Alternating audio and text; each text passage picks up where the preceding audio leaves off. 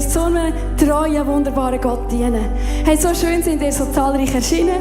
Ich möchte auch alle daheim begrüßen, die zuschauen. Schön sind ihr mit dabei, habt ihr eingeschaltet. Auch alle Neubesucher, herzlich willkommen.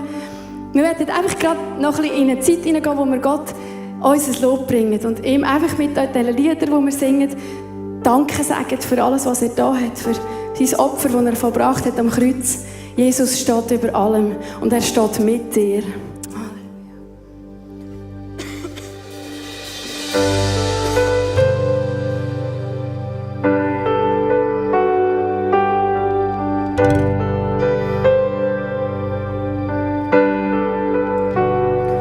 Du lässt die Sonne heller strahlen und lässt Dunkelheit vergehen.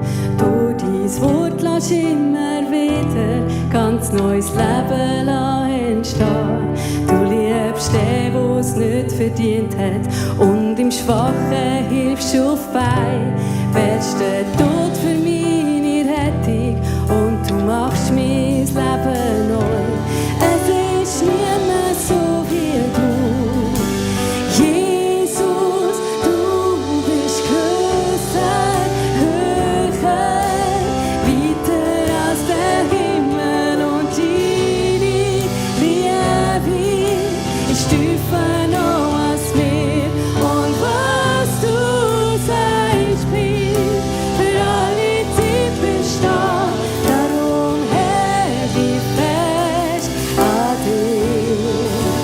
Schöpfer von der Welt.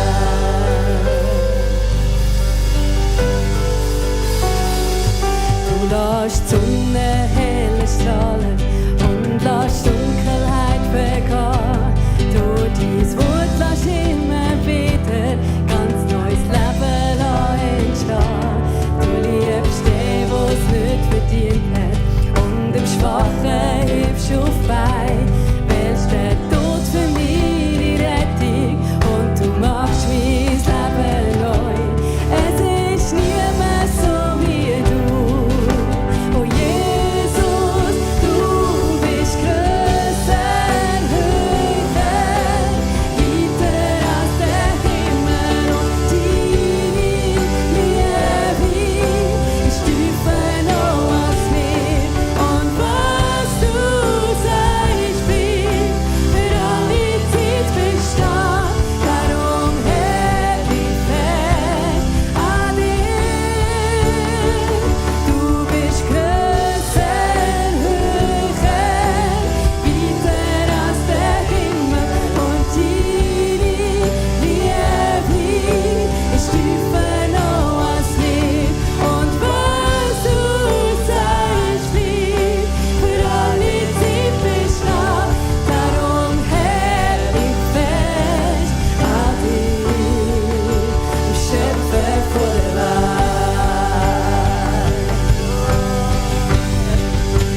Jesus, du stehst über allem.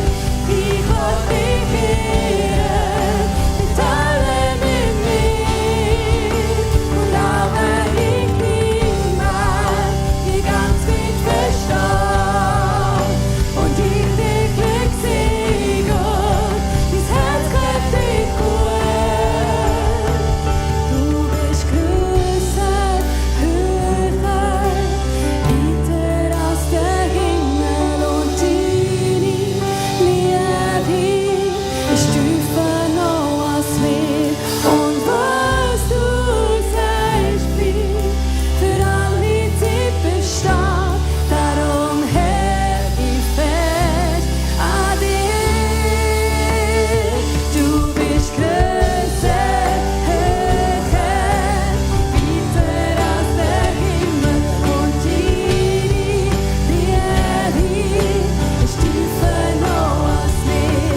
Und was du sagst, bleibt für alle Zeit bestehen. Darum hält ich fest an dir, du Schöpfer von der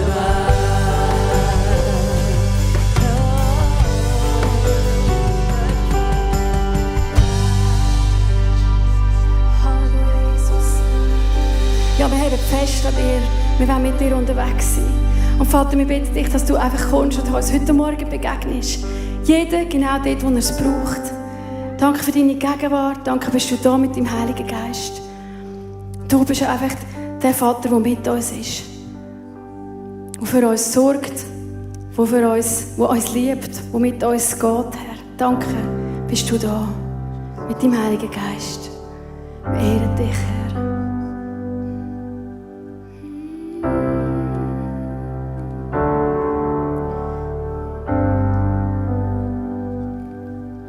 Unser Vater, du im Himmel, heilig bist du.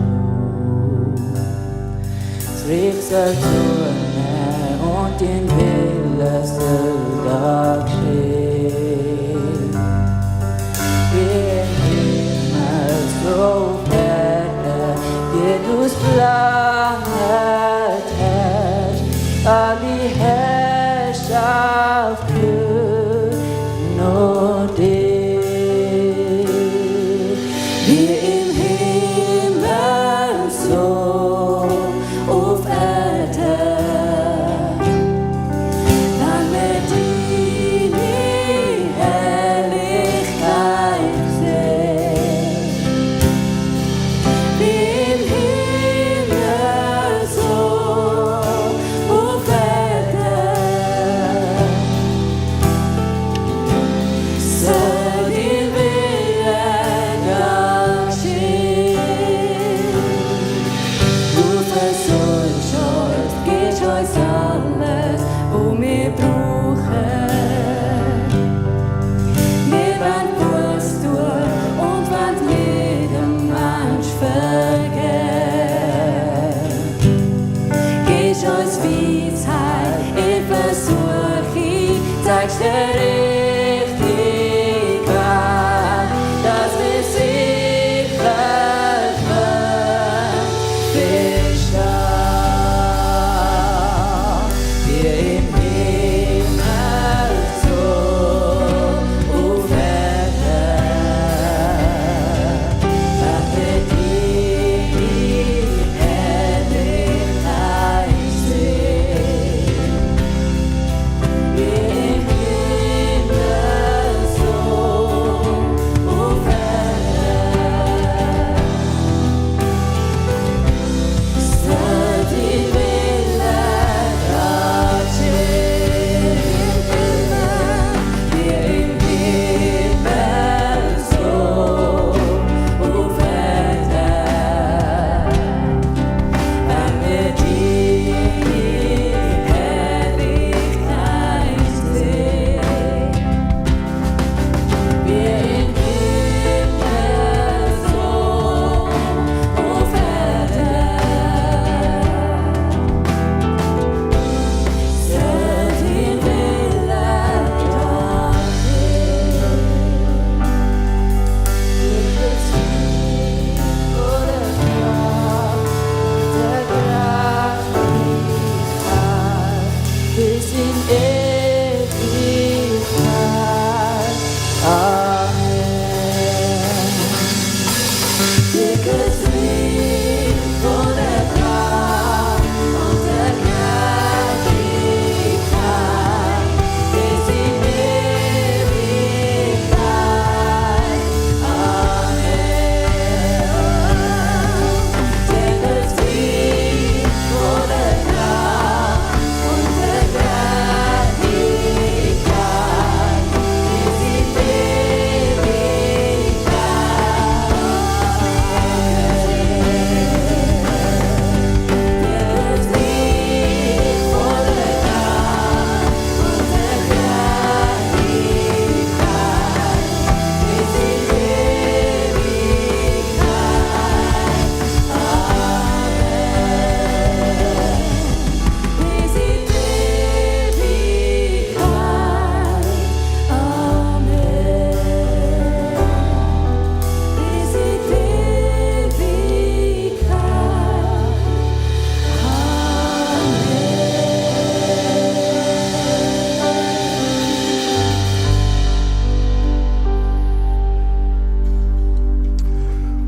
Vater im Himmel, ich danke dir, dass du ein Gott bist, der nicht weit weg ist im Himmel, sondern du bist einer, der nahe ist und uns möchte nahe sein, der uns liebt und uns annimmt.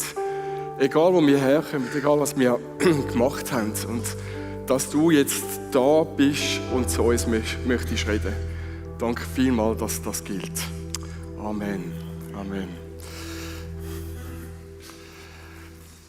Das heutige Thema ist Jesus und Sex. Ich weiss nicht, ob du das gewusst hast, ob du wegen dem gekommen bist oder wegen dem jetzt überrascht bist. Jetzt ist es so, ich habe Anfang Juni eine Predigt zu Gott und Sex. Wer ist alles da dabei gewesen?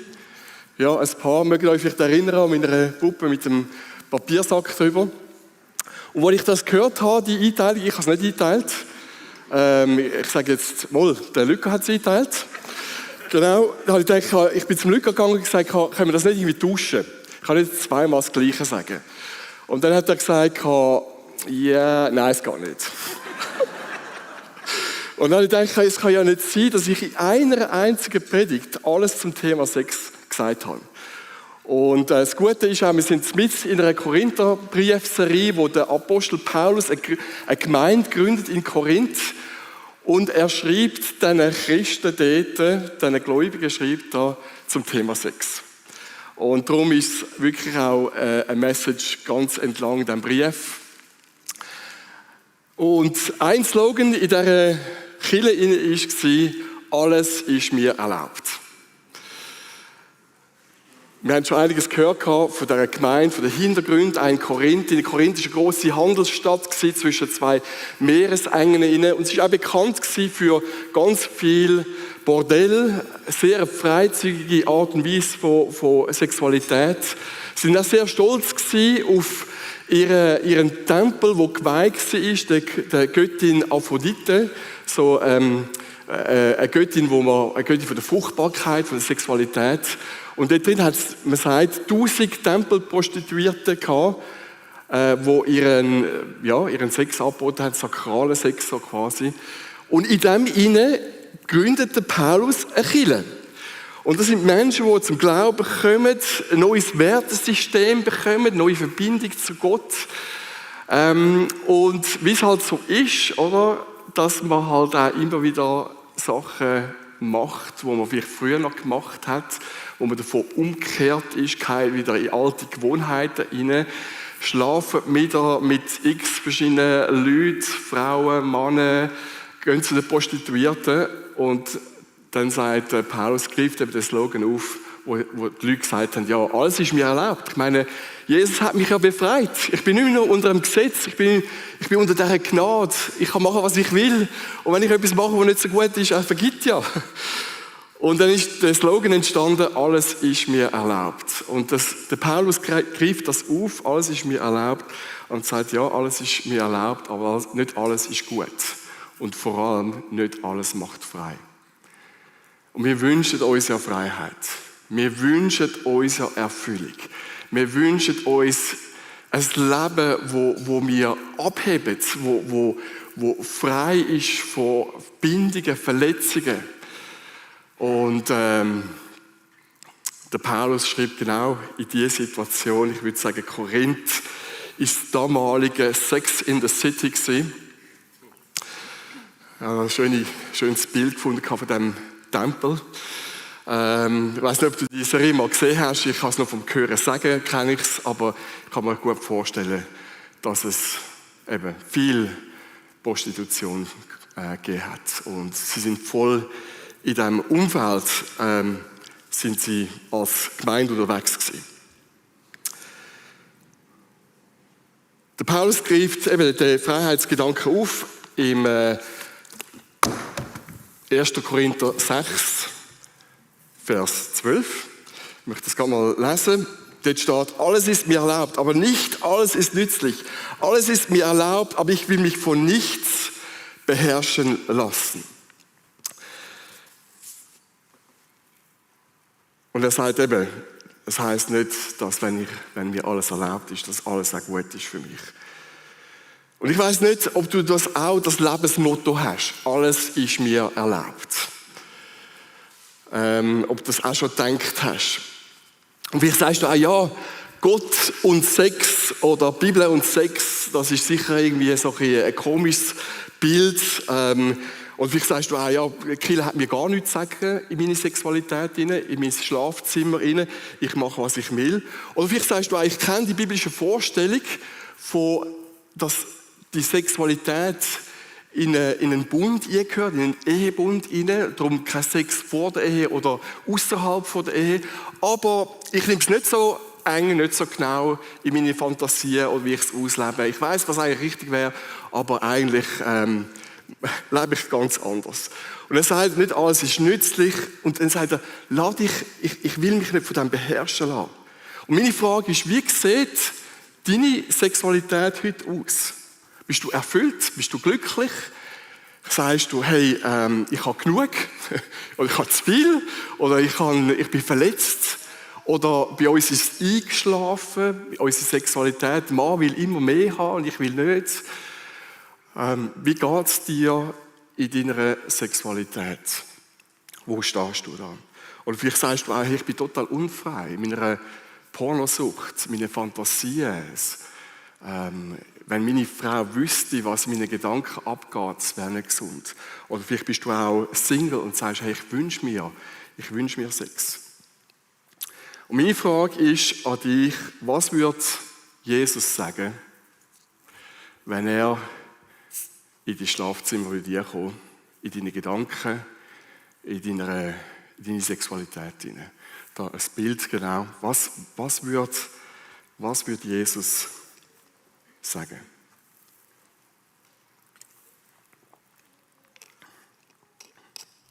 Meine Frage ist auch, was für eine Einstellung denkst du, dass die Bibel zur Sexualität, zum Körperlichen hat? Ich habe es ja vorher gesagt, vielleicht denkst du, ja, die haben ein komisches Bild, ein verschrobenes Bild, ein sehr enges Bild. Und wir sehen auch in der Bibel in Korinther, was sie für ein Bild haben von Sexualität, Kapitel 6 und 7. Und da hat es so zwei Denkensarten gehabt, wo ich glaube, auch, uns auch prägen in unserer Sexualität. Das erste war, Sex ist schlecht. Ich weiss nicht, ob du das denkst. Vielleicht hast du auch Verletzungen, vielleicht hast du auch Situationen, wo du denkst, hey, ich finde das nicht gut. Es ist irgendwo etwas Schmutziges, etwas Unheiliges. Vielleicht sagst du, das Heilige, das ist wichtig, oder? Dass in meiner Seele, in meinem Heiligsein, dass ich nahe bei Gott bin, aber das Körperliche, das ist so ein bisschen minderwertig, das ist nicht so wichtig. Und ich glaube, es ist auch verständlich, dass die Korinther gesagt haben, die einen haben gesagt, hey, es ist am besten, gar keinen Sex zu haben. Weil die haben aus dieser Eskapade, aus dem Übersexualisiertsein, über dem überall Sex haben, in dem Verletztsein, in dem vielleicht auch missbraucht werden von Männern, haben sie gesagt, hey, es wäre eigentlich besser, wir haben gar keinen Sex. Auch innerhalb von der Ehe nicht. Und das ist ja sicher eine verständliche Vorstellung, die sie hatten. Dann hat es aber auch die andere Sicht gehabt, wo die Korinther gesagt haben, hey, Sex, das ist wie Essen, das ist einfach ein Bedürfnis. Oder? Und sie sagen ja auch, alles ist mir erlaubt. Und wir stehen nicht nur unter diesem Gesetz, wir stehen unter dieser Gnade. Wir können ja machen, was wir wollen. Und sie sagen ja auch, das Körperliche, das ist gar nicht so wichtig, sondern ich kann machen, was ich will. Und das ist wie beim Essen auch. Sie sagen, hey, Sex ist ein Bedürfnis. Jetzt habe ich Lust auf Sex, ich bin verliebt mit jemandem, ich sehe jemanden, die gefällt mir gefallen die Kurven von dieser Frau und jetzt habe ich ein Bedürfnis. Und schließlich hat mich Gott ja auch so gemacht. Oder wenn er der Schöpfer ist von meiner Sexualität. Wenn er mich mit einer Lust geschaffen hat, wenn er mir mit einem Verlangen geschaffen hat, dann soll ich doch das auch befriedigen. Und so haben wir zwei so Seiten bei den Korinther, wo sie gesagt haben, ja, also, wenn du Hunger hast, dann isst es. Und wenn du Lust hast auf Sex, dann hast du halt Sex.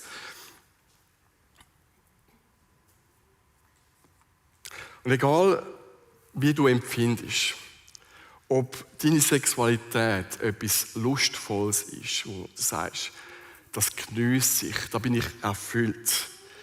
Oder wo du sagst, das Körperbetonte, das überall, in den Medien ist es immer so übersexualisiert. Das ist einfach überhaupt nicht gut. Vielleicht hast du auch irgendwo eine minderwertige Vorstellung, vielleicht auch von dem körperlichen Bild und sagst, das Geistliche, das zählt. Das Körperliche ist nicht so wichtig, aber das Geistliche, das zählt. Und egal, was du siehst, ob du das Körperliche als das Vergängliche siehst, das eher stirbt, oder ob du sagst, hey, es spielt keine Rolle, es ist einfach körperlich. Was der Paulus sagt, ist, das ist falsch. Das ist eine falsche Vorstellung, die du hast. Beide Argumentationen, die sagen, der Körper ist nicht wichtig für mein Leben mit Gott und es spielt keine Rolle, was ich mit meinem Körper mache, das sagt der Paulus, das ist falsch. Und wir sehen das auch im Vers 13 inne. In der Bibel inne steht dann, da sagt der Paulus, die Speisen sind für den Bauch da und der Bauch für die Speisen. Gott wird beides zugrunde gehen lassen, der Leib aber ist nicht für die Unzucht da, sondern für den Herrn und der Herr für den Leib. Okay, was heißt das genau? Was bedeutet das? Oder Essen, wenn du Essen tust, wenn es weggefuttert ist, das feine Kotelett oder der feine Kuchen, dann ist es weg. Oder? Der Bauch ist einfach ein Organ, der wird irgendwann einmal, du stirbst, der wird sich zersetzen, der wird nicht mehr existieren, der zerfällt.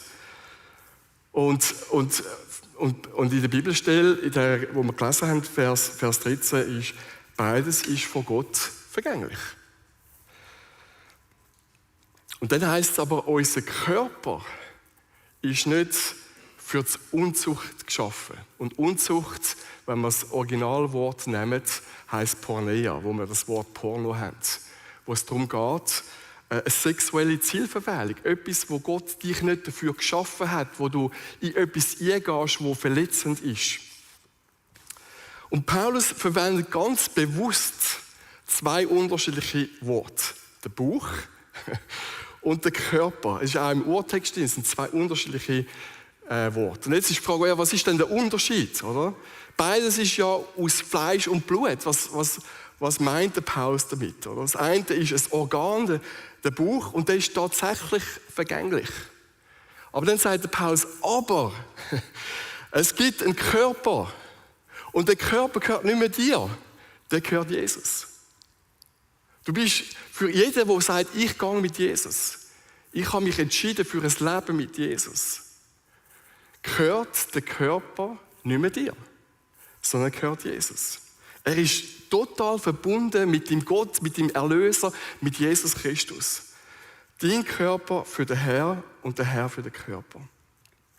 Und der Paulus macht eine Unterscheidung von Organ zu Körper. Und jetzt ist die Frage, warum? Und das lesen wir dann im Vers 14 inne. Da heißt es, Gott aber hat den Herrn auferweckt und wird auch uns auferwecken durch seine Macht. Gott hat Jesus am Kreuz am 3. Tag auferweckt. Und er wird uns auch auferwecken mit der gleichen Macht, wie er Jesus auferweckt hat. Und dein Körper gehört nicht mehr dir, weil du bist verbunden mit Jesus. Weil genauso wie Jesus zum neuen Leben auferstanden ist, mit einem Körper, wird dein Körper auch auferstehen. Wegen dem sollst du dich nicht verbinden mit irgendwelchen anderen Leuten, die nicht zu dir angehören, die nicht in den Ehebund gehören. Weil du gehörst Jesus, weil dein Körper, der wird auferweckt, der aufersteht. Und jetzt kannst du klar sagen, ja, der Körper, der stirbt irgendwann einmal, aber wenn wir es jetzt da lesen, wir sind mit Jesus verbunden und wir werden mit ihm auferweckt. Und für all die sagen, ich habe irgendwo ein beklemmtes Verhältnis zu meinem Körper, ein minderwertiges Verhältnis, und sagen, ja, das Körperliche ist nicht so wichtig, oder? Das Geistliche ist wichtig. Für all die sich schämen für ihren Körper, für ihre Sexualität, für all die sagen, es ist egal, oder? Du kannst machen, was du willst, die eher ein freizügiges Bild haben vom Körper. Beide sagen, der Körper ist nicht wichtig. Der eine sagt, der Körper ist nicht so wichtig, weil er ist minderwertig. Der andere sagt, der Körper ist nicht wichtig, weil du kannst machen, was du willst. Und der Paulus sagt, das stimmt nicht. Der Körper ist wichtig, weil er gehört zu Jesus und er wird auferweckt. Und da haben wir die erste Argumentation von Paulus. Gottes vollkommene Ja zum Körperlichen. Und er hat dich nicht einfach als Geist gemacht, als Ebenbild, sondern mit Händen und Füßen, mit deiner Sexualität, mit all dem, was du anlangen kannst. Er hat ein volles Ja zu Sex, ein volles Ja zum Körperlichen. Und wenn du sagst, nicht wichtig, dann sagst du Gott, ich habe eine andere Meinung.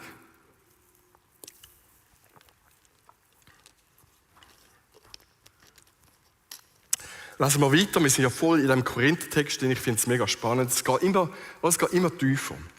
Also, Vers 15 steht, wisst ihr nicht, dass ihr zum Leib Christi gehört und dass damit auch euer Körper ein Teil seines Leibes ist? Soll ich denn nun, indem ich mich mit einer Prostituierten einlasse, Christus das wegnehmen, was einen Teil seines Leibes ausmacht und es zu einem Teil ihres Leibes machen?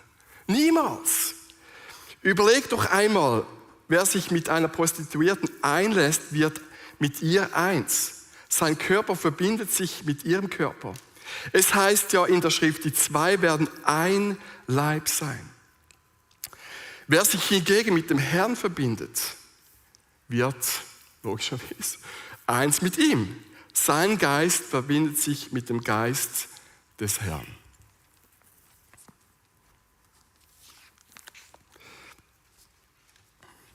Und der Paulus zitiert im Vers 16 eine Bibelstelle, die ganz am Anfang der Bibel steht, 1. Mose 2,24, wo es heißt, darum verlässt ein Mann seine Eltern und verbindet sich so eng mit einer Frau oder mit einem Mann, dass die beiden eins sind mit Leib und Seele. Mit beidem.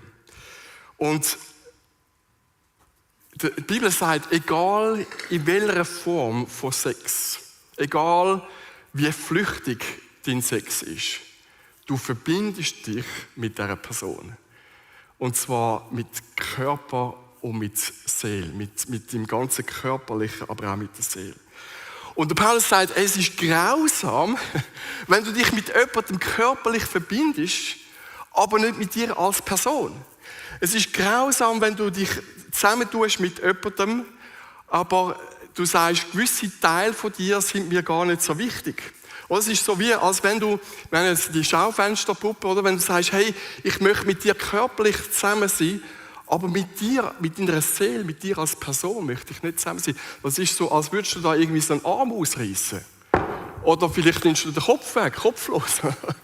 Das ist das gleiche Bild, wo wenn du zusammenkommst, körperlich, aber du sagst in deiner Person, wo du sagst, hey, ich möchte mich total dir öffnen, körperlich. Ich möchte mich ausziehen von dir, aber du bist nicht bereit, dich seelisch zu öffnen, auszuziehen, nackt zu machen. Oder wenn du dich ausziehst, dann bist du nackt und dann sieht man all die Love Handles, nenne ich das. Sieht man all die Sachen, die man so versucht zu verbergen mit den Kleidern.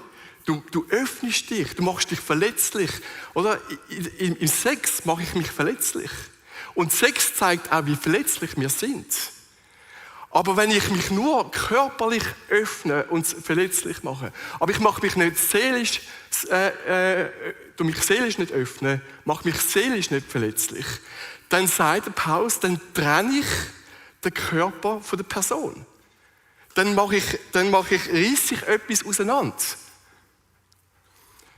Und wenn ich nicht bereit bin, auch seelisch zu sagen, hey, ich öffne dir, ich mache mich verletzlich in meiner Seele, in meinen Gedanken, in meinen Abgründen, Vielleicht aber auch in meiner Wirtschaftlichkeit. Hey, das Geld, das mir gehört, gehört auch dir.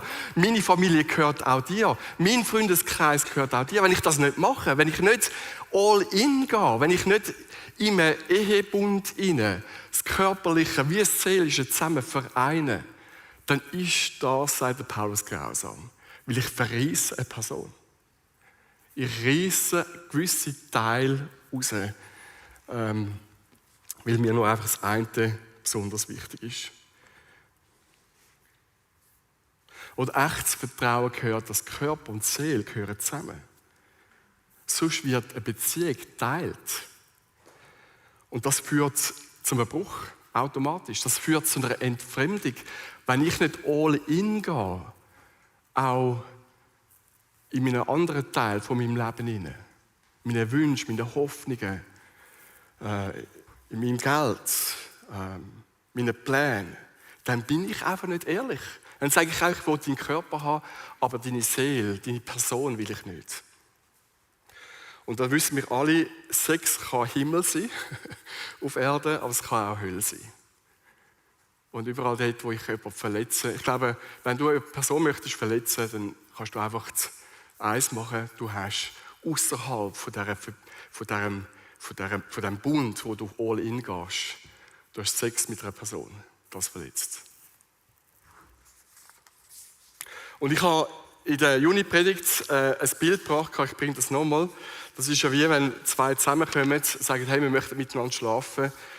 Mann, Frau kommen zusammen, verbinden sich körperlich und gehen wieder auseinander. Dann ist das Gleiche für deinen Körper, aber auch für deine Seele, wenn man sich wieder so auseinandergeht und verletzt. Es ist immer verletzend, weil Körper und Seele gehören zusammen.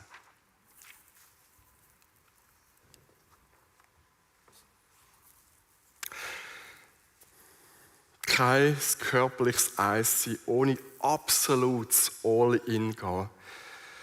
Absolutes All-in im Sinne von, dass ich sage, hey, wenn ich Ja sage zum Körperlichen, dann sage ich auch Ja zu dir als Person. Und zwar mit allem. Und darum heirate ich dich. Und darum sage ich Ja zu dir, ob es jetzt gut läuft oder nicht gut läuft. Und Sex hast du vielleicht auch schon realisiert, wenn du irgendwo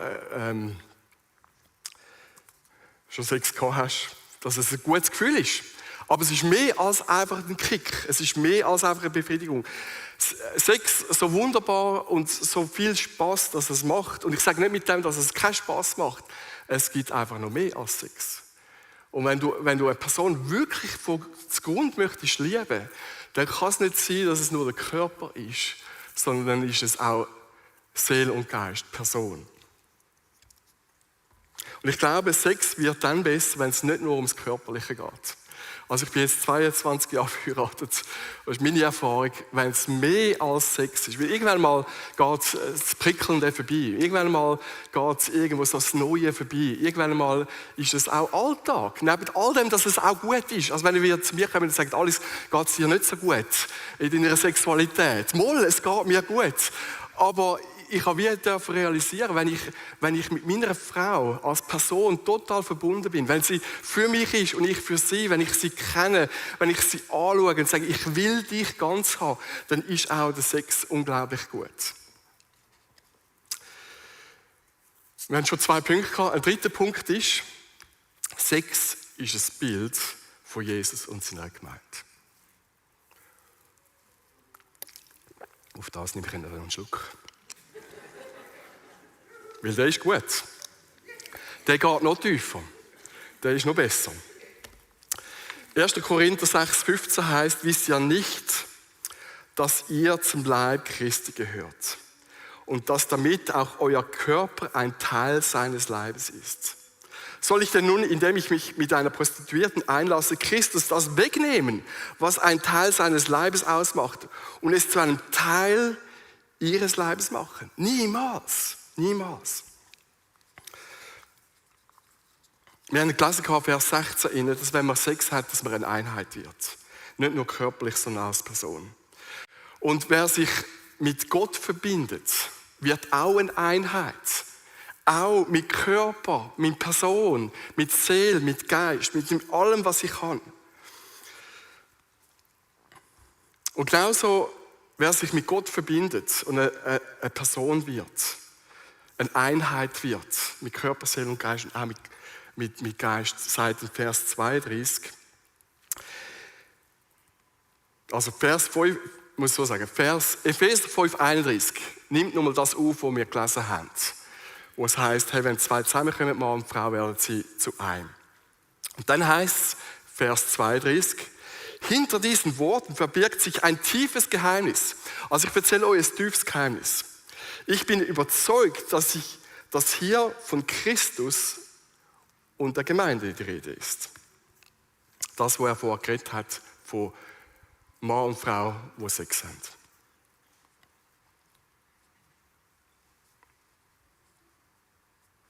Oder viele Menschen haben Sex ohne Verpflichtung und sagen, hey, eben, wenn ich Hunger habe, dann habe ich Hunger, wenn ich Lust habe auf Sex, dann habe ich Sex. Wo keine Verpflichtung eingehen, kein Ehebund eingehen. Aber der Paulus sagt, hey, Sex, das ist eine neue Einheit, eine neue Ebene. Und ist eine Parallele, der Sex, den wir haben, ist eine Parallele von Jesus und seiner Gemeinde. Und ich weiss nicht, ob du dazu kannst sagen Amen oder richtig dazu. Aber ich glaube, es ist extrem wichtig auch zu sagen, hey, oder wir möchten uns so oft von Jesus beschenken lassen. Wir möchten den Kick haben, wir möchten seinen Frieden haben, wir möchten seine Freude haben. Aber ganz oft ohne Verpflichtung. Und ich habe jetzt einen gewagten Satz aufgeschrieben. Ich glaube, es gibt Menschen, die möchten mit Gott schlafen. Die möchten seine Freude haben, seinen Frieden, seine Erfüllung, erfüllte Gebet, ohne ihn zu heiraten. Und meine Frage ist, bist du das? Oder? Wo du sagst, hey, ich möchte gerne, dass Gott da ist, wenn ich ihn brauche. Ich möchte, dass er meine Gebete erhört. Ich möchte seinen Frieden, seine Freude. Aber ich bin nicht bereit, all in zu gehen. Ich bin nicht bereit, Gott zu heiraten. Und das ist eine einseitige Verpflichtung. Wo ich sage, ich möchte alles von Jesus haben. Aber wenn es darum geht, ihm nachzufolgen, wenn es darum geht, auf ihn zu hören, wenn es darum geht, dass er mir etwas sagt und ich mache das auch, dann sage ich, nein, das passt mir nicht so ganz, ich mache es selber. Oder wenn du jemanden toll findest, wenn du verliebt bist und sagst, hey, können wir zusammen gehen? Ich will gerne mit dir zusammen gehen. Ich finde dich hübsch und ich finde dich toll. Und die Person sagt, ja, ist gut. Aber ich möchte gerne noch mit anderen Personen daten. Ich möchte gerne andere Personen treffen, mal schauen, ob die vielleicht auch etwas wären. Was würde das mit dir machen? Oder? Du würdest sagen, niemals. Das tut mir weh, das verletzt mich. Ich will dich ganz haben. Und so ist es auch bei Gott, oder? Wenn Gott sagt, hey, ich bin voll für dich, gib dir alles, was ich kann. Ich schütte mich meine Liebe aus, meine Vergebung, meine Zusagen. Aber wenn du in deinem Beruf in den Wege möchtest gehen, die ich nicht okay finde, wenn deine Werte anders sind, wie ich es finde, wenn du einen anderen Lebensstil führst, wie du möchtest, wenn du anderen Götzen nachläufst, wenn du andere Sachen wichtiger sind für dich als für mich, ist okay.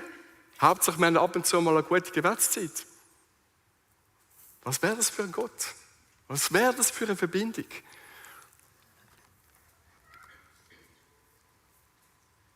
Und darum glaube ich, es passiert genau auf die gleiche Art und Weise. Und darum heisst es ja auch, dass es ein Geheimnis ist, dass es ein Bild ist von Jesus und seiner Gemeinde. Es funktioniert nämlich genau gleich.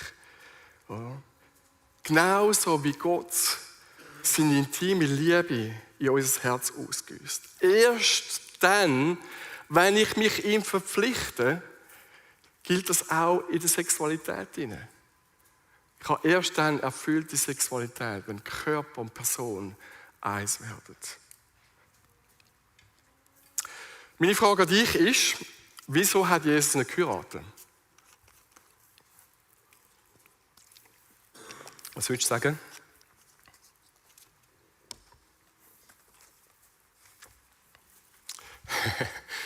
sich schon verlobt. Mit dir. Drum.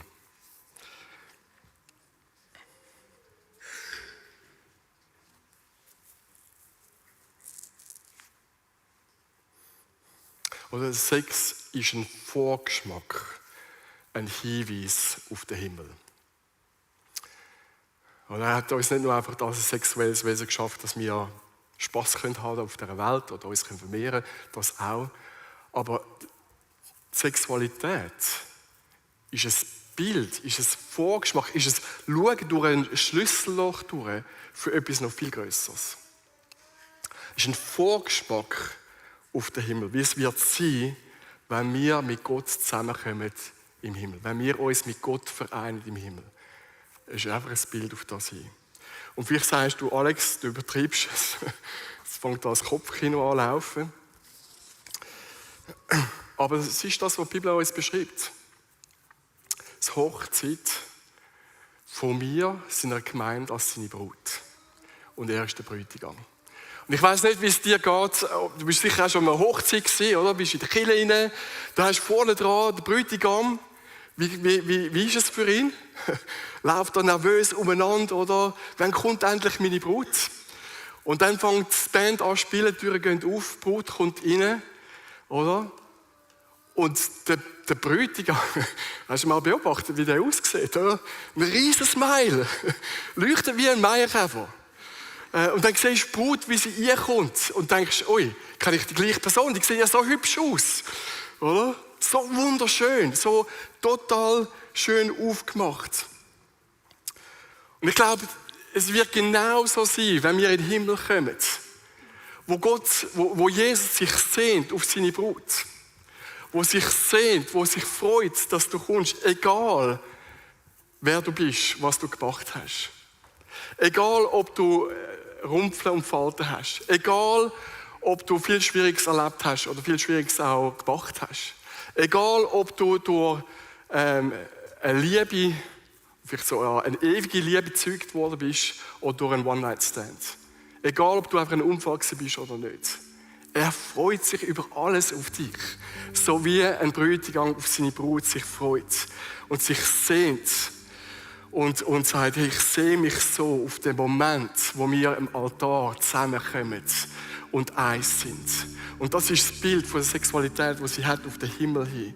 Der Moment, wo Brut und Bräutigam zusammenkommen. Und ich glaube, in diesem Moment wird alle Trauer, alle Verletzungen, alle Schwierigkeiten, die Sexualität mit sich bringt, wird er wegwischen. Er sagt das. Jede Träne wird er wegwischen. Wenn wir als seine Brut zu Jesus kommen. Und er wird uns anschauen mit einer riesen Freude, die du dir nicht vorstellen kannst. Und sagt, endlich ist sie da. Wunderschön siehst du aus. Ich liebe dich über alles.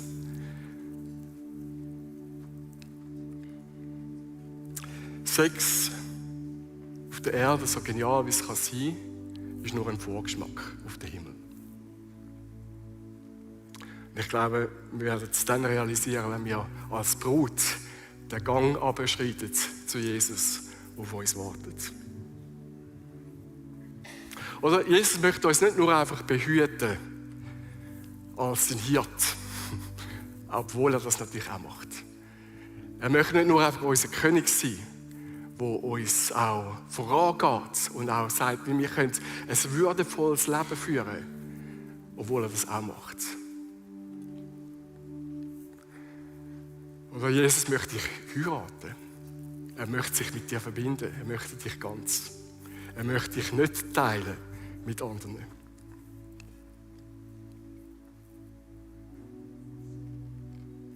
Und unsere Sexualität ist ein Spiegelbild, ein Vorgeschmack, ein Hinweis auf das unglaubliche, ekstatische Erlebnis, wenn wir eins werden mit Gott. Und ich habe nochmal die 3 Punkte aufgreifen, die wir ja so ein bisschen angeschaut haben, wo der Paulus der Gemeinde in Korinth schreibt. Und das Erste ist, und das vielleicht überrascht dich das, Gottes absolute Ja zum Körperlichen. wo er sagt, ich habe dich wunderbar geschaffen. Ja, vielleicht gibt es da Verletzungen, vielleicht ist nicht alles gut. Vielleicht gibt es da Entfremdung, vielleicht sagst du, hey, in meiner Ehe, mein Mann möchte immer mehr Sex haben als ich, mir ist es nicht wichtig. Vielleicht ist es daran, dass Gott sagt, hey, ich möchte das heilen, ich möchte das gesund machen, dass du wieder ein volles Ja hast zum Körperlichen. Oder vielleicht bist du verletzt, missbraucht worden. Und Gott sagt, ich möchte das heilen, dass du wieder ein volles Ja kannst haben zu deiner Sexualität, zu dir als Person. Und kannst sagen, es ist nicht einfach nur das Geistliche Wichtige, sondern ich als ganze Person bin wichtig. Ich bin nicht einfach irgendwo eine auseinandergerissene Person, ich bin nicht einfach irgendein Zombie, sondern Gott stellt mich wieder komplett her als ganze Person. Und wir haben gesehen, dass du das Körperliche nicht von der Person, von der Seele trennen. Und vielleicht sagst du, hey, ich habe es versucht, in meinen Fantasien. Vielleicht auch in meinen Eskapaden, früher oder jetzt, wo ich sage, hey, das Körperliche ist nicht so wichtig, ich sterbe ja also kann ich machen, was ich will. Und Gott möchte auch das gesund machen. Vielleicht sagst du, ich habe Fantasien, wenn ich mit meiner Frau zusammen schlafe, dann denke ich an andere Frauen. Und Gott sagt, du wirst nie ganz zusammenkommen, du wirst nie ganz eins werden, du wirst nie ganz die Erfüllung haben. Wenn du dich immer wieder von deiner Frau, auch in der Fantasie trennst. Und ich möchte das gesund machen. Du kannst das nicht trennen. Und das Dritte, ich bin mit Jesus verbunden. Jeder, der sagt, ich habe eine Beziehung zu Jesus. Und wenn du sie nicht hast, dann lade ich dich ein. Er möchte dich auch als Brut haben. Er möchte dich auch voll und ganz haben, weil er dich über alles liebt, mehr als du denkst. Egal, was du gemacht hast, egal, wie viel Dreck am Stecken du hast. Und für all die sagen Ja zu Jesus, ist es eine Verbindung mit Körper, Seele und Geist. Eine Verbindung, ein Verheiratetsein, ein All-In. Gott geht von seiner Seite All-In.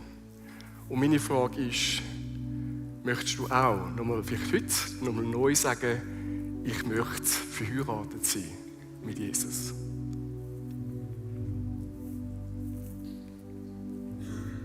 Ich möchte gerne für das beten. Jesus, danke vielmals für Sex, dass du es geschaffen hast, dass du daran Freude gehabt hast, den Körper zu machen mit seinen Unterschiedlichkeiten, dass du Freude gehabt hast, die Sexualität zu schaffen, dass du eine Vorstellung gehabt hast, wo ist es erfüllend und nicht verletzend, wo ist es verbindend und nicht trennend.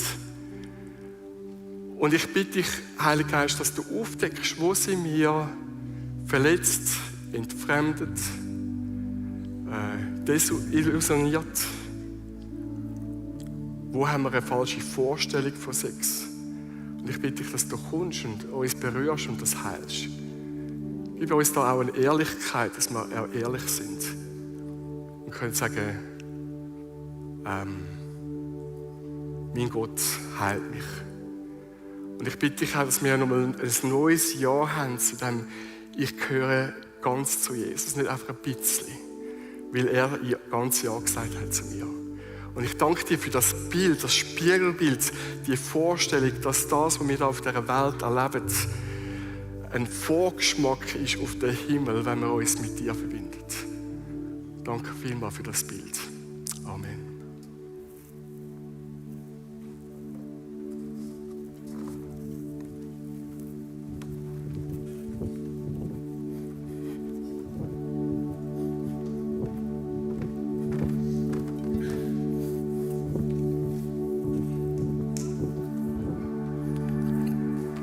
Gott hat uns so geliebt, darum gab er seinen Sohn, damit jeder, der glaubt, nicht verloren geht, sondern ewig leben wird.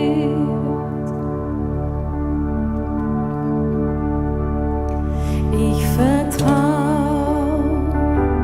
auf das Kreuz, ich vertraue auf Gott allein, seine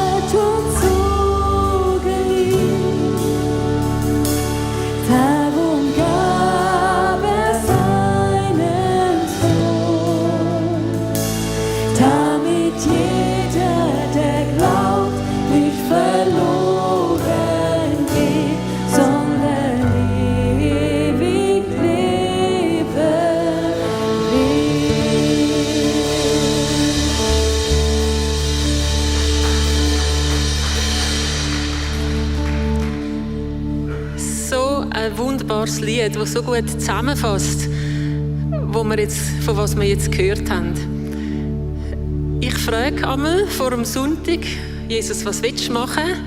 Was ist dein Ziel? Was willst du tun heute Morgen? Und ich glaube, dass Gott heute Morgen wird unter uns Freiheit für Beziehungen schaffen, ganz neu. Dass wir uns neu aufeinander einlassen, aufeinander fokussieren, dass wir Mut haben für das All-In, das wir gehört haben.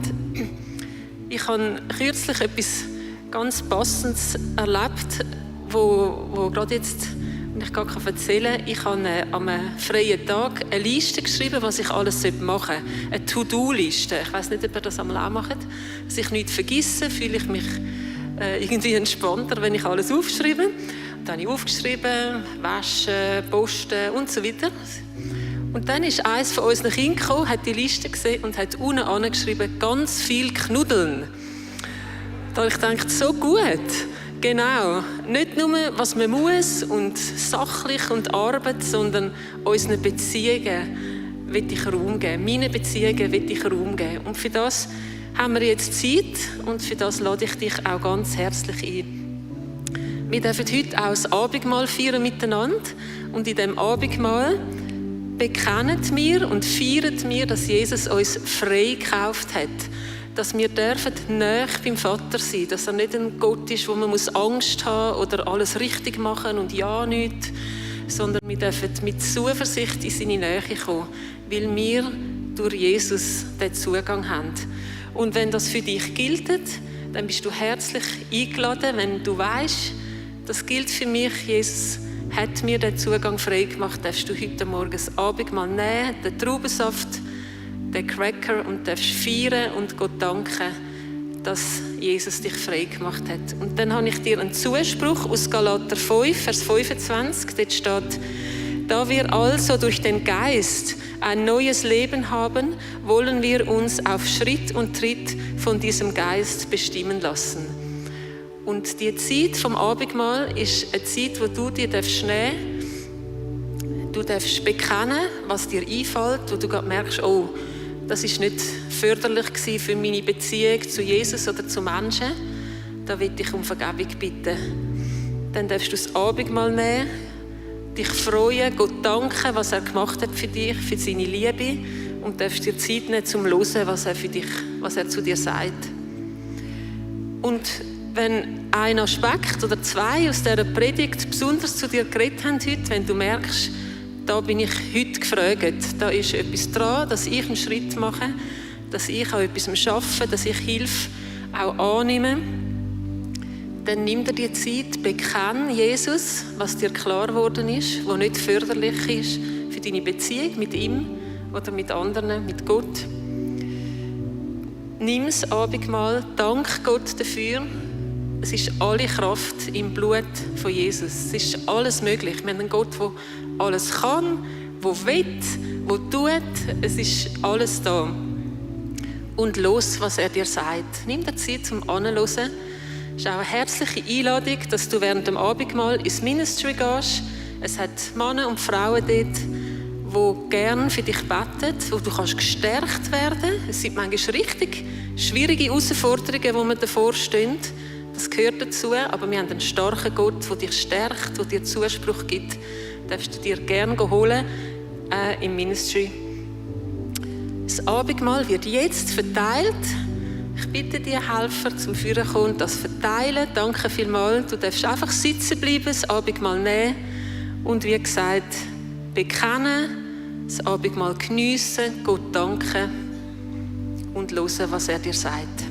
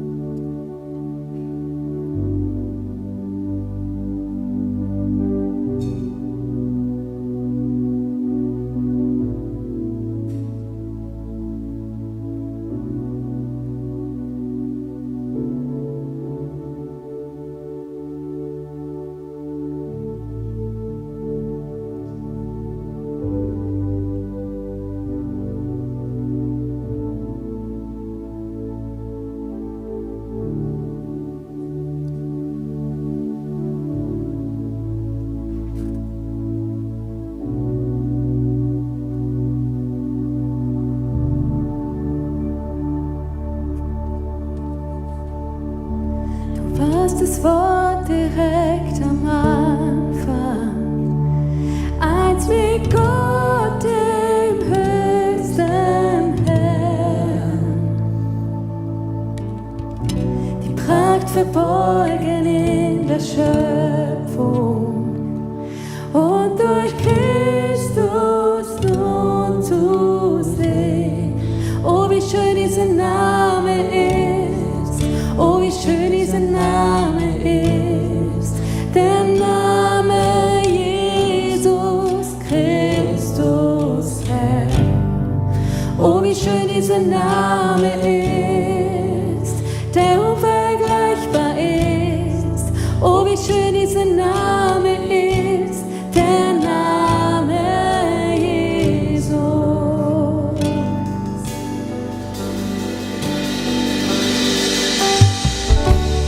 Himmel wolltest du nur mit uns, so brachtest du Jesus hierher.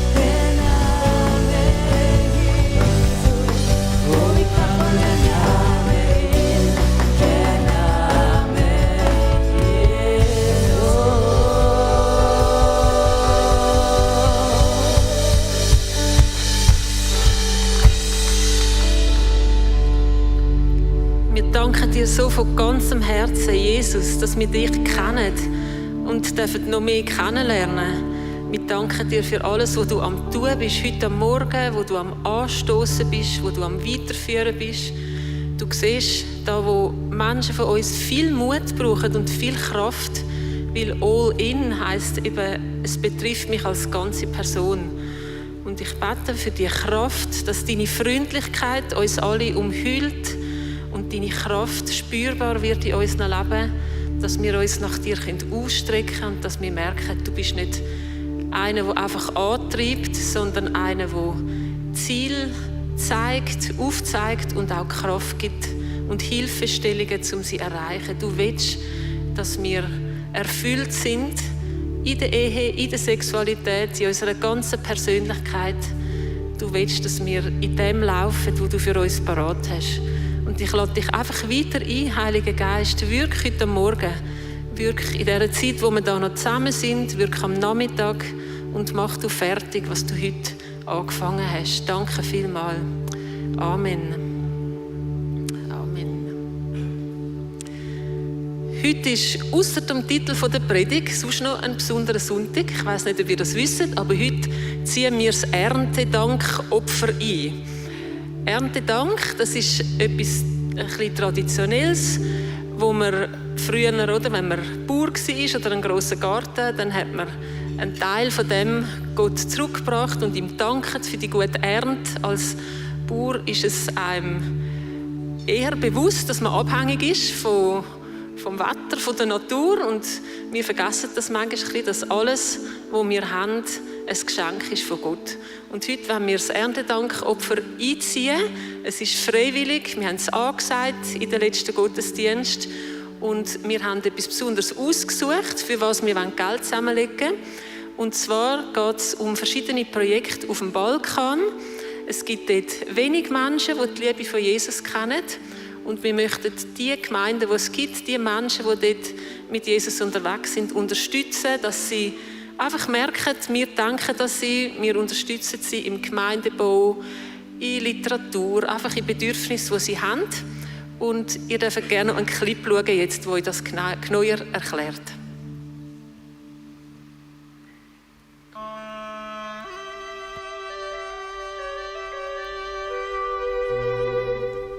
Der Balkan, wie wir ihn aus Ferienprospekten kennen, eine Region reich an unberührter Natur, Geschichte und Kultur. Aber die geistliche Situation sieht anders aus. Diktaturen, die kriegerische Vergangenheit und der Islam haben die christliche Kirche weitgehend ausradiert. In keinem Land gibt es mehr als 0,8% Gläubige. Hoffnungslosigkeit und Armut beherrschen die Region. Aber es gibt Hoffnung. Im Balkan gibt es kleine Gemeinden, die dafür brennen, ihr Land mit dem Evangelium zu erreichen. Aber oft fehlen ihnen die Mittel, um eine nachhaltige Wirkung zu erzielen. Hier wollen wir helfen. Wir unterstützen evangelistische Veranstaltungen. Diese beinhalten Verkündigung und persönliche Gespräche, um die Botschaft von Jesus Christus zu verbreiten und Menschen zu erreichen. Wir finanzieren Gemeindegründer in ihrer Ausbildung und ihrem Dienst, wie zum Beispiel diesen jungen Mann aus dem Kosovo. Përshëndetje vllazën e motra në Krishtin. Jam Labe Adrenovci, I kam 25 vjet, vi nga qyteti Fushatina. Dhe unë këtë vit kam vendosur që jetën time të shkoj që të shërbej në kishën e Malishevës. Trainingsprogramme für Evangelisation und Leiterschaft befähigen Gläubige, die gute Nachricht weiterzugeben. In diesen Schulungen werden biblische Strategien und praktische Ansätze zur Evangelisation und Jüngerschaft vermittelt. Christliche Literatur und evangelistisches Material sind im Balkan Mangelware. Wir finanzieren den Druck und die Verteilung von Lehrbüchern, Traktaten und Bibeln, speziell für die jüngere Generation. Die menschliche Not ist allgegenwärtig. Durch evangelistische Sozialprojekte wird erfahrbar, dass Gottes Liebe keine Theorie, sondern gelebte Wirklichkeit ist. Besondere Freude ist es, wenn Kinder das Evangelium konkret erleben dürfen. Dazu unterstützen wir die Kinderarbeit in Quartieren mit einem hohen muslimischen Anteil. Dear brothers and sisters in Switzerland, God wants to do something beautiful here. and together we can accomplish His will. In ancient times, the Apostle Paul commends the believers in ancient Macedonia for their generosity towards those in need. And now we want to humbly ask for your generosity. You can empower us to advance the gospel to a whole new generation, reach the unreached, and share with them the saving story of our Lord and Savior, Jesus Christ. Would you do your part and join us in this mission? We send you much love and blessings from Macedonia. God bless you.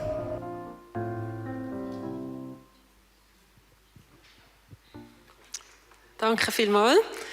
Ich tue euch das Erntedankopfer ganz herzlich empfehlen, dass ihr grosszügig einfach eurer Dankbarkeit Ausdruck gebt für das, wie Gott euch versorgt hat im letzten Jahr, einfach für die wollen. Jetzt wird das Opfer eingezogen. Du kannst es entweder per Twint-Code machen oder durch das Körbchen, das durch die Reihe geht, jetzt, das verteilt wird. Ich darf es gerne jetzt verteilen. Oder wenn du noch ein bisschen Bedenkzeit brauchst, kannst du auch draussen noch einen Flyer mitnehmen und kannst es nachträglich noch einzahlen. Danke vielmals für alles, was ihr gebt.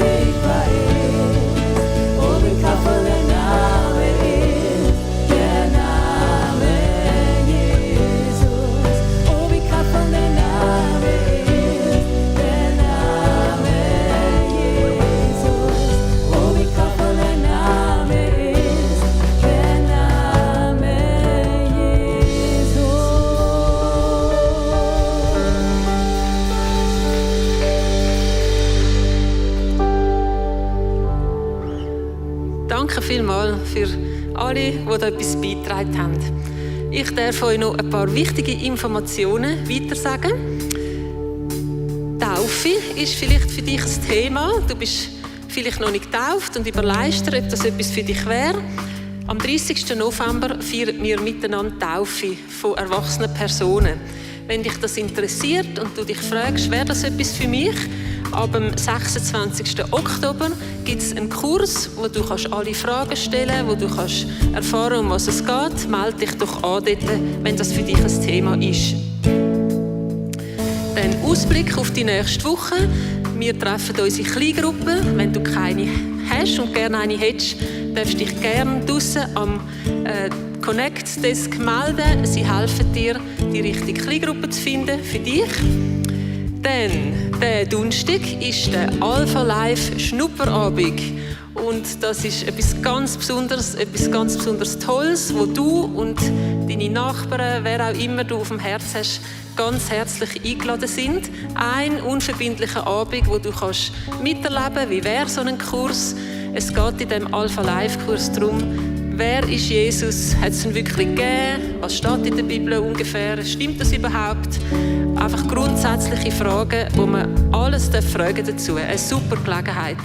Bitte komm, begleit und bett für den nächsten Donnerstag. Dann nochmal ein Highlight. Am nächsten Samstag findet hier innen Ladylike Event statt. Alle Frauen und alle Männer, die helfen, sind ganz herzlich eingeladen. Es gibt ein mega lässiges Frauen-Event. Ladylike, du bist herzlich willkommen. Bist dabei? Es wird super.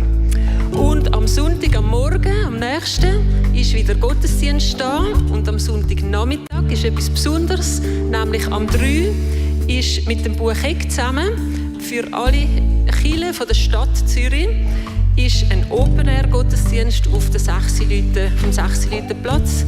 Da bist du auch willkommen, wenn du dabei sein willst. Jetzt bleibt mir noch, dich noch mal einzuladen in Ministry. Wenn du noch etwas auf dem Herz hast, hol dir noch die Unterstützung, die dir gut tut. Du bist herzlich eingeladen. Wenn du neu bist da, darfst du dich draussen im Foyer am Connect-Tischli melden. Dort bekommst du Infos zu unserer Gemeinde. Wir freuen uns mega, dich zu treffen und dich kennenzulernen. Und für alle gilt die Einladung für einen Mittag. Heute gibt es Fleischkäse und Herdöpfelgratin. Du bist herzlich eingeladen. Wir freuen uns, noch ein bisschen Zeit zusammen, geniessen es und ich wünsche dir ganz einen schönen Sonntag. Ciao miteinander.